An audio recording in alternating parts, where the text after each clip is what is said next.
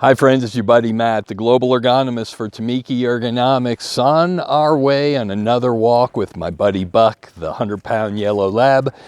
And we're talking about additional cognitive ergonomics and environmental ergonomics. So where we left off, you'll recall, we covered a couple of subcategories, one being what we called focal ergonomics, and that is what's the mindset you're using. Then we explored spatial ergonomics. Where's the best place to employ that mindset? Now we're going to explore temporal ergonomics, and that is what's the best time to use that mindset and use that space.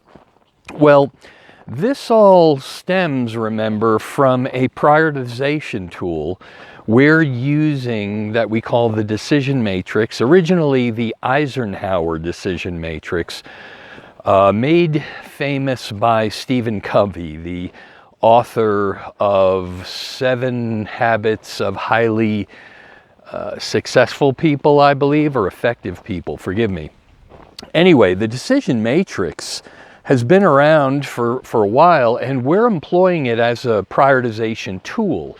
So if we look at it as something we can use, remember the horizontal axis, the x-axis, represents importance, and the vertical axis represents urgency. So with the left being important and up being urgent, the upper left-hand quadrant, quadrant 1 we'll call it, is where we do our most important work that requires the most cognitive focus.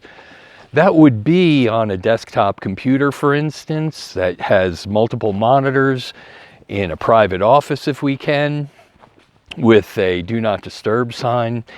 And temporally, that might be the first thing in the morning, 8 until 10 a.m., let's say. Now, once we accomplish that, we've got our quadrant 2 tasks. That's the upper right-hand quadrant, quadrant 2, which means not important, but urgent. So we stick to the morning. From 10 to 12, we might use a laptop computer, and we might use it, say, in a break room, where we don't have to be completely isolated.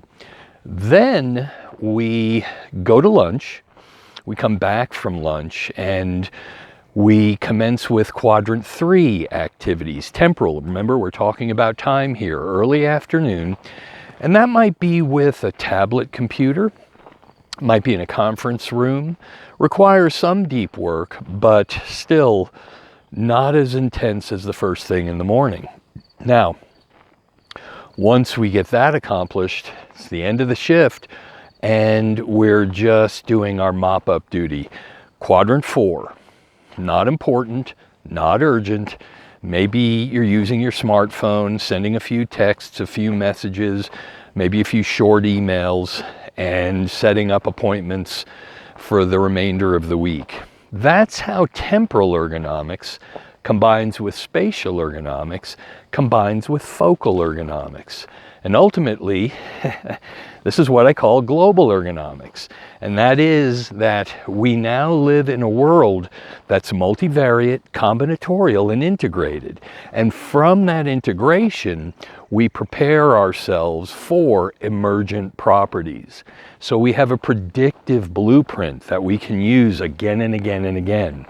If you find this interesting, we'd be happy to discuss further. Feel free to leave your messages below, and let's engage in a dialogue. So until next time, this is your Global Ergonomist, Matt Jeffs, reminding you to always ask yourself, what are you working on today?